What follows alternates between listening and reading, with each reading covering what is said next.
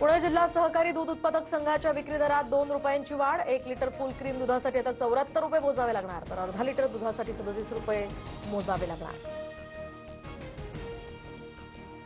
लाडकी बहीण योजनेच्या नावे शेकडो बनावट बँक खाती तयार करून त्यांचा सायबर गुन्ह्यांसाठी वापर। जुहू पोलिसांकडून 4 जणांना या प्रकरणी अटक। पीएमपीएमएलच्या ताफ्यामध्ये 1000 नवीन बसेस दाखल होणार। पुणे आणि पिंपरी चिंचवड महापालिका 500 आणि पीएमआरडीए 500 बसेस खरेदी करणार।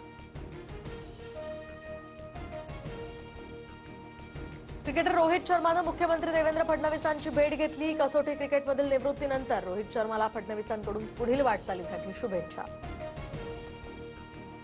नाशिकच्या इगतपुरीमध्ये पाणीबाणी, तर 4 दिवसांपासून वीज नसल्यानं 3 दिवसांपासून शहराला होणारा पाणीपुरवठा खंडित। चांदी 3900 तर सोनं 1500 वधारलं। सोनं 94,700 रुपये प्रतितोळा, तर चांदीचा दर 94,000वर। मुंबईमध्ये अनेक ठिकाणी वादळी वाऱ्यासह पाऊस। पुढील 2 दिवसही मुंबईत मध्यम पावसाचा अंदाज।